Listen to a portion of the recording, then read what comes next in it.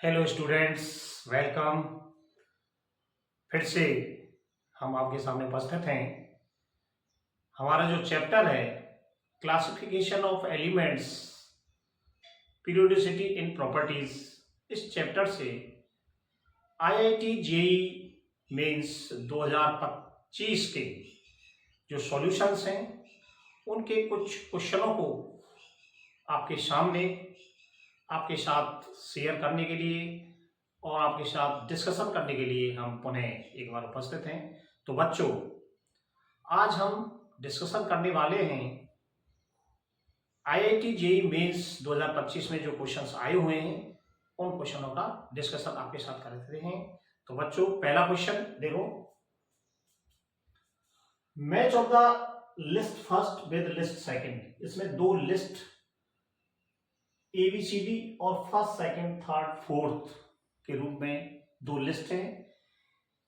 इसकी ए के साथ, बी के साथ, सी के साथ या डी के साथ अलग अलग मैचिंग करनी है कि कौन कौन सा मैचिंग होता है। तो देखो बच्चों, पी निक्टोजेंस ग्रुप 15, चाल्कोजेंस, हेलोजेंस और नोबल गैस, ये जो जो एलिमेंट्स हैं ये कौन कौन से ग्रुप में आते हैं। तो सबसे पहले बच्चों हम इन ग्रुपों को लिखकर देखते हैं ताकि हमें ये मालूम हो कि कौन सा एलिमेंट कहां आना चाहिए। निक्टोजेंस, पहले इनके अर्थों के बारे में यदि बात करें, निक्टोजेंस क्या होते हैं? ग्रीक लैंग्वेज में निक्टोजन का अर्थ होता है दम घुटने वाला, यानी कि गला को घोटने वाली चीज हो। तो गले घोटने वाली चीजें नाइट्रोजन ग्रुप में आती है, क्योंकि नाइट्रोजन गैस जब ऑक्सीजन की उपस्थिति में यदि गले में जाती है तो दम को घोटती है। तो इस ग्रुप के एलिमेंटों की ये विशेषता है, ये क्या करती है, दम घुटने जैसी आवाज हमें होता है। तो इसीलिए इनका नाम पड़ा है निक्टोजेंस, यानी कि ये कौन सी फैमिली है, 15 group pnictogens, PNIC, pnictogens 15 group. इसमें आता है नाइट्रोजन,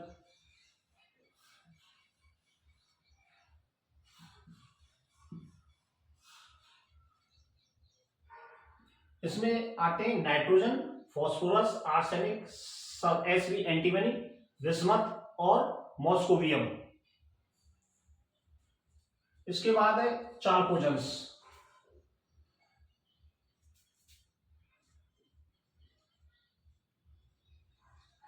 चाल्कोजेंस 16 ग्रुप में आते हैं। बच्चों, चाल्कोजेंस का ग्रीक लैंग्वेज में इसका अर्थ है कि जो हमारे खनिज हैं उनके ओर जो है, ओर यानी कि अयस्क, जितने भी हमारे जैसे धातु के जो ऑक्साइड्स हैं, धातु के सल्फाइड्स हैं, तो उनके जो खनिज हैं अधिकतर इनके एलिमेंटों से मिलकर बने होते हैं। ग्रीक लैंग्वेज में चाल्कोजेंस कहते हैं तावा उत्पादन करने वाला अयस्क। इनके जो अयस्क हुए हैं अधिकतर चाल्कोजेंस के रूप में पाए जाते हैं, यानी कि ग्रीक लैंग्वेज में इनको चाल्कोजेंस कहते हैं अयस्कों को। तो हमारे इस ग्रुप के जो एलिमेंट्स हैं, ऑक्सीजन पहला एलिमेंट है,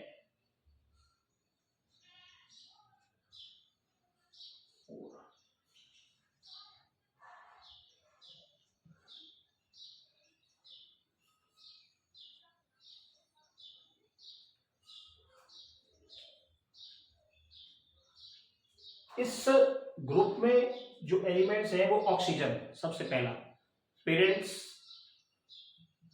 एलिमेंट है ये, oxygen, sulphur, selenium, tellurium, polonium और लिबरबोरियम। तो इसमें क्या है कि इसकी ऑक्सीजन और सल्फाइड के जो एलिमेंट्स हैं अधिकतर इनके जो धातु के जो ऑक्साइड है या सल्फाइड है, तो ये क्या काम में आते हैं, ओर्स के रूप में आते हैं। ओर अयस्क, जितनी भी धातुओं के जो अयस्क हैं वो इसमें आते हैं, इसीलिए इनको चाल्कोजेंस नाम से जाना जाता है ग्रीक लैंग्वेज में। तो इसमें यदि हम मैचिंग करें तो मॉस्कोवियम 15वें ग्रुप में पड़ता है। मॉस्कोवियम का ये रहा, ये किसका है, फोर्थ से मैचिंग करेगा। ऑक्सीजन वाली जो चाल्कोजेंस है उनमें लिबरमोरियम दिखाया गया है, लिबरमोरियम कहां से आएगा, चाल्कोजेंस से मैचिंग करेगा। अगला हेलोजेंस की बात करें हम, halogens 17 group, fluorine, chlorine, bromine, iodine, AT, TS, tennessine, astatine, tennessine, fluorine, chlorine, bromide, iodine, astatine और टेनेसाइन, ये क्या है, हमारे हेलोजेंस हैं। बच्चों हेलोजेंस क्या है, हेलोजेंस का अर्थ है सॉल्ट यानी कि नमक बनाने वाला कोई सिस्टम। तो हेलोजेंस अधिकतर हमारे नमक के उत्पादन से संबंधित है। ये जैसे हम कैल्शियम फ्लोराइड है CuF2, इससे NaCl धातु क्लोराइड मिलकर ये सॉल्ट बनाता है, AgBr silver bromide, potassium iodide. तो इस प्रकार से ये सारे हेलोजेंस का मतलब है नमक उत्पादन, सॉल्ट, इनको क्या कहते हैं, सॉल्ट।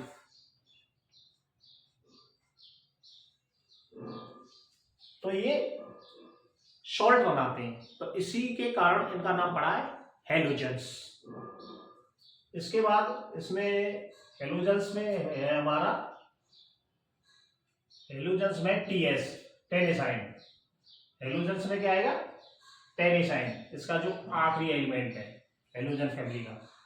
तो चौथा फैमिली है हमारा noble gas, noble gas, noble gas, noble gases में हमारा helium, neon, argon, krypton, xenon, radon और ओजी, ओवेनेशन। तो जो नोबल गैस है, अक्रिय गैस, ये क्या है, गैस फॉर्म में है, क्योंकि इनका जो एटम्स हैं ये दूर दूर रहते हैं, गैस फॉर्म में रहते हैं। नोबल गैस ये बहुत ही कम क्रियाशील है, ये क्रिया करने के लिए तैयार नहीं होते, क्योंकि इनका जो ऑक्टेट है वो कंप्लीट है, इलेक्ट्रॉन कॉन्फ़िगरेशन जो ऑक्टेट है कंप्लीट होने के कारण ये अक्रिय होती हैं। तो इसमें ओगिनेशन यानी कि atomic number 118 is the last of the periodic table, last element in the periodic table. It means यदि हम देखें नोबल गैस की मैचिंग तो ओगिनेशन ओजी से मिला करता है। तो इस प्रकार से यदि हम देखें कि ए की मैचिंग हो रही है फोर्थ से, ए फोर्थ कहाँ है, यहाँ पे भी है और यहाँ पे भी है, और इनमें नहीं है, तो ये खत्म और ये खत्म। फिर चाल्कोजेंस बी थर्ड से मिल रहा है, लिबरमोरियम, तो बी का थर्ड कहाँ है, ये रहा, इट मीन्स इसमें नहीं है। तो ये हमारा जो करेक्ट आंसर है वो है second option, second option is the correct answer. Now we discuss the next question, हम सेकंड क्वेश्चन के बारे में डिस्कशन करेंगे। Second question,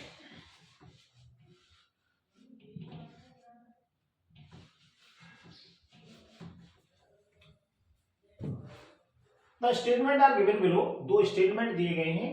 the metallic radius of aluminium is less than that of gallium.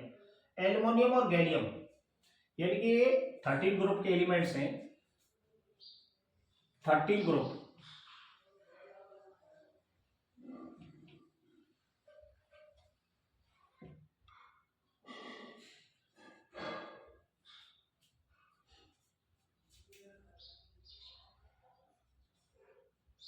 Thirteen group में हमारे जो elements है वो क्या कहते हैं, boron, aluminium, gallium, indium, thallium और नियोनियम। तो नियोनियम को तो हम अधिकतर नहीं पढ़ते क्योंकि ये रेडियो एक्टिव एलिमेंट्स है, तो इसको ट्रेंड कुछ अलग होते हैं, तो अधिकतर हम इन एलिमेंटों के बारे में स्टडी करते हैं। हम ये इसमें मेटेलिक रेडियस, बच्चों पूरी पूरी कंप्लीट पीरियोडिक टेबल में जो मेटेलिक करैक्टर है वो एलोंग द पीरियड डाउन होता है और डाउन द ग्रुप इंक्रीज होता है। तो इस बेस पे ये ग्रुप है तो डाउन द ग्रुप जाएंगे तो इसका क्या मेटेलिक करैक्टर बढ़ता है, यानी कि नीचे की तरफ चलेंगे तो मेटेलिक करैक्टर क्या है, बढ़ेगा। Metallic character increases, metallic character क्या होगा, बढ़ेगा। यानी कि मेटेलिक करैक्टर होना चाहिए ऐसे, मेटेलिक करैक्टर कैसा होना चाहिए, बढ़ते हुए क्रम में होना चाहिए। लेकिन इसमें यहां पर एक्सेप्शन की बातें आती हैं। क्यों? जो गैलियम है, गैलियम हमारा डी ऑर्बिटल्स, यानी कि डी ऑर्बिटल्स के अंदर इलेक्ट्रॉनों का जुड़ना या भरना प्रारंभ हो जाता है। जब इसमें पहली बार 3 इलेक्ट्रॉन आते हैं इस पीरियड के अंदर, ये हमारा दूसरा तीसरा चौथे पीरियड में डी इलेक्ट्रॉन्स आ जाते हैं। डी इलेक्ट्रॉन्स आने से जो डी इलेक्ट्रॉन के जो सबसेल्स है उसमें उसकी जो पुअर शील्डिंग है, पुअर शील्डिंग के कारण जेड इफेक्ट बढ़ जाता है और जो वैलेंस इलेक्ट्रॉन्स हैं उनका आकर्षण बढ़ जाता है, force of attraction between nuclear and most outer cell electrons. जब आकर्षण बढ़ जाएगा तो गैलियम का जो साइज है वो एल्युमिनियम से कम हो जाएगा। यहाँ पर एक्सेप्शन की बात होती है तो हमारा जो ये जो साइज है वो क्या हो जाएगा, छोटा हो जाएगा। बाकी जो ट्रेंड्स है वो सेम रहता है। तो जो स्टेटमेंट है एल्युमिनियम इज लेस, जबकि एल्युमिनियम कैसा हो जाएगा, बड़ा हो जाएगा देन गैलियम, तो ये हमारा स्टेटमेंट रॉन्ग है। Second statement, the ionic radius of aluminium +3 less और गैलियम +3 का से लेस है। इसमें ये कह रहा है कि aluminium 3+ ionic radius is less और गैलियम 3+ से। बच्चों ये बिल्कुल करेक्ट है। क्यों? आयनिक जो रेडियस है उसका इस जेड इफेक्ट पर कोई प्रभाव नहीं पड़ता। जो जनरल इसका ट्रेंड है down the group radius will be increases, तो उसके अकॉर्डिंग हमारा जो डाउन द ग्रुप जो होना चाहिए, बेरियम के बाद वो बोरोन के बाद एल्युमिनियम, गैलियम, इंडियम और थैलियम,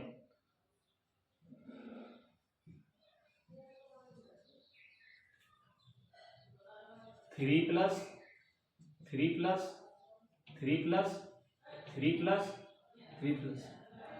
आयनिक रेडियस के ट्रेंड में कोई बदलाव देखने को नहीं मिलता। तो इट मींस ये जो ऑप्शन है हमारा ये बिल्कुल गलत है, वो बिल्कुल सही है ये, क्योंकि इसमें बता रहा है aluminium 3+ is less, aluminium 3+ less होगा गैलियम से, तो ये ऑप्शन इस प्रकार से हमारा बिल्कुल करेक्ट हो जाएगा।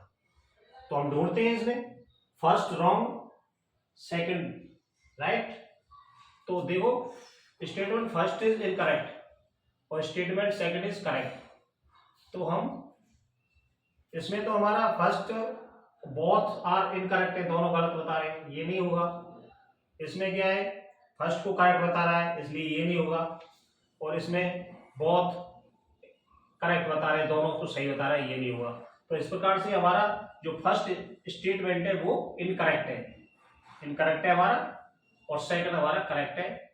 इट मींस जो सेकंड ऑप्शन है वो हमारा बिल्कुल सही है। तो बच्चों अब हम डिस्कशन करते हैं नेक्स्ट क्वेश्चन को।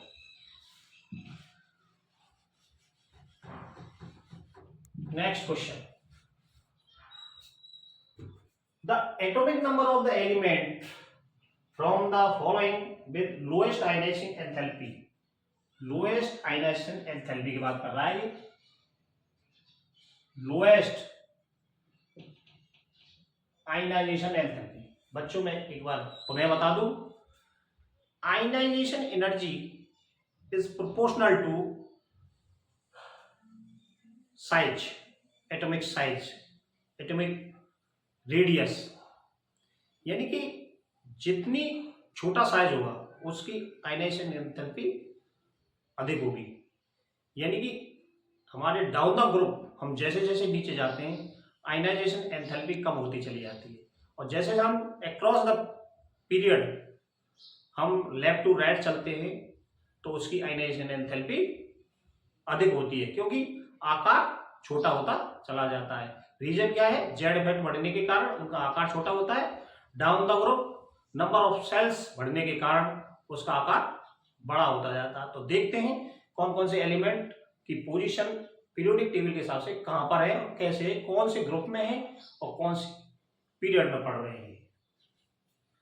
32, 35, 87 और 19 फर्स्ट ग्रुप में आते हैं। ये देखो फर्स्ट जो ग्रुप है हमारा, lithium, sodium, potassium, rubidium, caesium और फ्रांसियम। इसमें हमारा इसमें जो 19 है एटॉमिक नंबर, ये सोडियम का है, फ्रांसियम का 87 पड़ता है। ये फर्स्ट ग्रुप में। फर्स्ट ग्रुप में ट्रेंड क्या होता है? Down the group atomic radii will be increases, means जब रेडियाई इंक्रीजेज होगी तो आयनाइजेशन एंथैल्पी कम होगी। तो लोएस्ट आयनाइजेशन एंथैल्पी इसकी होनी चाहिए इसके कंपैरिजन में। आयनाइजेशन एंथैल्पी कितनी होनी चाहिए? लो होनी चाहिए पोटेशियम और फ्रांसियम में। अब नेक्स्ट क्या है? 32 और 35 एटॉमिक नंबर इस पीरियड में पढ़ेंगे। ये कहां पे पढ़ेंगे? 32 और 35, क्योंकि 19 के बाद 20 आता है कैल्शियम। 21 से 30 तक डी ब्लॉक एलिमेंट आते हैं। क्या आते हैं? D block element. फिर 31 पर हमारा गैलियम, 32 पर जर्मेनियम। इसी पीरियड में आगे चलते हैं 33 आर्सेनिक, 34 सेलेनियम और 35 में हमारा ब्रोमीन आ जाता है। तो हम इस पीरियड फोर्थ पीरियड में, ये क्या है पीरियोडिक टेबल में हमारा फोर्थ पीरियड है, तो हमारा ट्रेंड्स क्या बनेगा? फोर्थ पीरियड कोई भी पीरियड हो उसमें हम लेफ्ट टू राइट चलते हैं तो उनका साइज बढ़ता है और आयनाइजेशन एंथैल्पी अधिक होती है। इट मींस ये हुआ का ionisation enthalpy of these elements will be increases, क्योंकि साइज छोटा होगा तो आयनाइजेशन एंथैल्पी बढ़ेगी। तो हमने कम से कम आयनन एंथैल्पी वाला चाहिए। इन दोनों से कम आयनन एंथैल्पी इसकी है और इससे भी कम आयनन एंथैल्पी इसकी है। It means answer is the francium, यानी कि 87 एटॉमिक नंबर। ये हमारा क्या है? करेक्ट आंसर है। हमने लोएस्ट आयनाइजेशन एंथैल्पी ढूंढनी थी, कम से कम आयनन एंथैल्पी। जिसका आकार सबसे बड़ा होगा उसकी आयनन एंथैल्पी, आयनाइजेशन एनर्जी यानी कि delta H will be minimum. So that our correct answer is 87 atomic number francium. Okay, now we discuss the next question.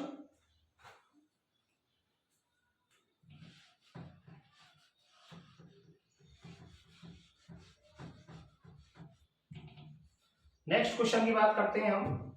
Property या properties that show irregularity in the first 4 element group of 17 के 4 elements. Group 17 group की बात कर रहे हैं हम। Fluorine, chlorine, bromine और iodine, ये हमारी ग्रुप 17 के 4 एलिमेंट्स हैं। उनमें इरेगुलरिटी देख रहे हैं हम, यानी कि इरेगुलरिटी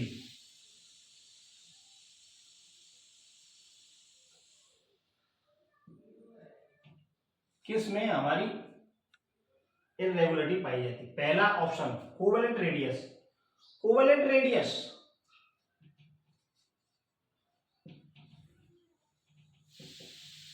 बच्चों, कोवेलेंट रेडियस हमारी बढ़ती हुई जाती है। डाउन द ग्रुप जैसे जैसे जाते हैं तो हमारी रेडियस बढ़ती है। यदि हम पिकोमीटर में बात करें, फ्लोरीन की जो कोवेलेंट रेडियस है वो क्या है? 72 पिकोमीटर। इसकी 99 पिकोमीटर और इसकी 114 पिकोमीटर और इसकी है 133 पिकोमीटर। तो हम देखते हैं कोवेलेंट रेडियस का जो क्रम है, ट्रेंड है, वो बढ़ते हुए क्रम में है। तो इट मीन्स ये तो हमारा इररेगुलरिटी नहीं है, ये तो हमारा सही है। दूसरा पॉइंट है हमारा बी ऑप्शन है electron affinity. Electron affinity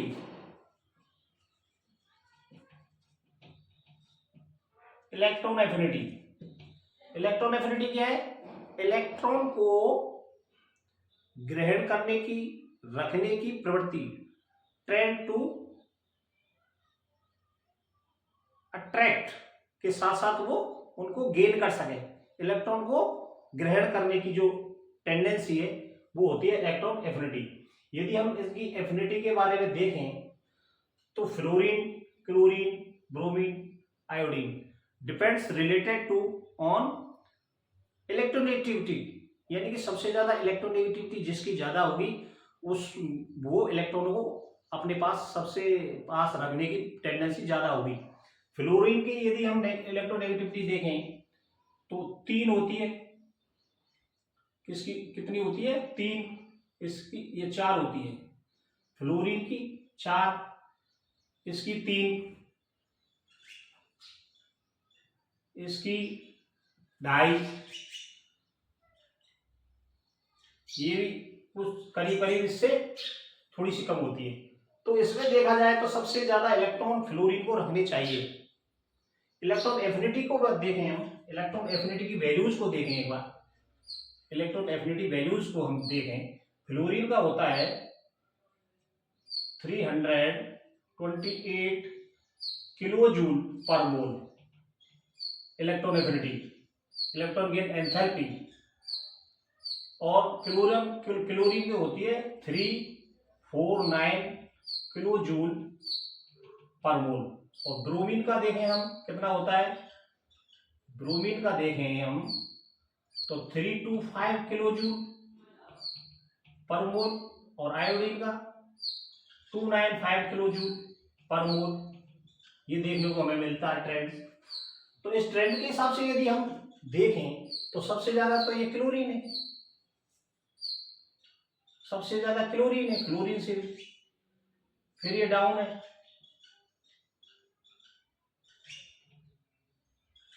fluorine का कम है, सबसे ज्यादा क्लोरीन का इलेक्ट्रॉन एफिनिटी है, उससे कम फ्लोरीन और उससे कम ब्रोमीन और लास्ट में आयोडीन का। आखिर फ्लोरीन में इलेक्ट्रॉन एफिनिटी कम क्यों है? इसका मेन रीजन है कि इलेक्ट्रॉन जो फ्लोरीन का जो साइज है वो बहुत छोटा है। इलेक्ट्रॉन रिपल्सन के कारण ये इलेक्ट्रॉनों को ग्रहण करने में थोड़ी सी असुविधा महसूस करता है क्लोरीन की तुलना में। ओनली एक क्लोरीन की तुलना में ही ये असहज महसूस करता है और क्लोरीन से ये कम इलेक्ट्रॉन एफिनिटी रखता है। तो इसका जो ट्रेंड है वो सबसे अधिक ये है, फिर ये है, इसके बाद ये है और इसके बाद ये है। इसका मतलब ये हुआ ये इर्रेगुलरिटी फिर शो कर रहे हैं। इर्रेगुलरिटी हमने उस ऑप्शन को देखना जहां इर्रेगुलरिटी दिखाई दे। इसका मतलब ये है हमारा बी में हमारा इर्रेगुलरिटी दिखाई दे रही है। ये तो दोनों ठीक था। अब हम देखें ionic radius. Ionic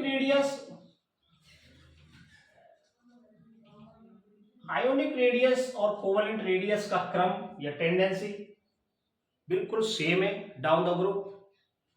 ionic radius या कोवेलेंट रेडियस इंक्रीजेस, इनमें कोई भी इरेगुलरिटी नहीं मिलती। तो ये ऑप्शन हमारा नहीं होगा। First ionisation enthalpy, first ionisation enthalpy, तो बात करते हैं हम फर्स्ट आयनाइजेशन एंथैल्पी की। Fourth option D, first ionisation enthalpy. First ionisation enthalpy की वैल्यूज की बात करें हम, फ्लोरीन, क्लोरीन, ब्रोमीन और आयोडीन, इनकी वैल्यूज जो है फर्स्ट आयनाइजेशन एंथैल्पी, ट्रेंड क्या कह रहा है, आकार बढ़ने के साथ उनकी आयनाइजेशन एंथैल्पी डाउन होनी चाहिए।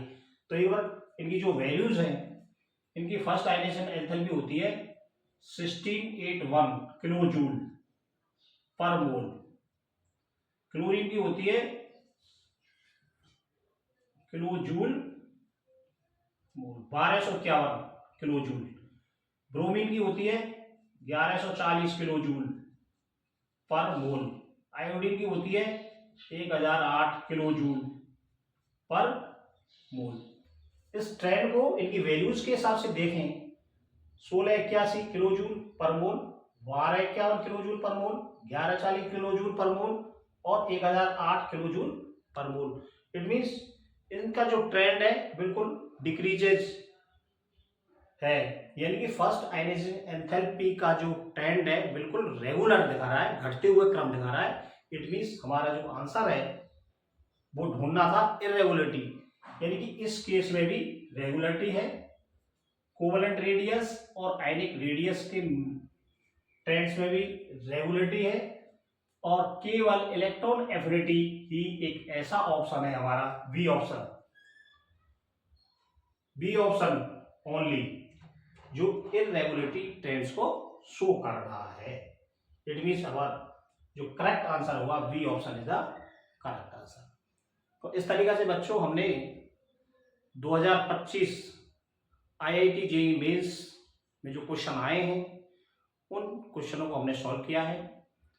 तो उनमें क्या क्या हमने टेक्निक्स और क्या क्या हमने अप्रोच देखी और किस प्रकार से हमने इन क्वेश्चनों को सॉल्व किया, डिस्कस कर लिया। तो इसी तरीका से आप बच्चों अपनी प्रैक्टिस को बरकरार रखिए और जितना अधिक प्रैक्टिस करते रहेंगे तो उतनी शार्पनेस आपकी अभ्यास में आएगी और जिससे आपका जो क्वेश्चन पेपर सॉल्व होने का जो प्रैक्टिस है वो अच्छी तरह से होगी और आप एक अच्छे नंबर लाकर IIT के क्वेश्चन पेपर को सॉल्व कर पाएंगे। तो इसी के साथ थैंक्स, ओके।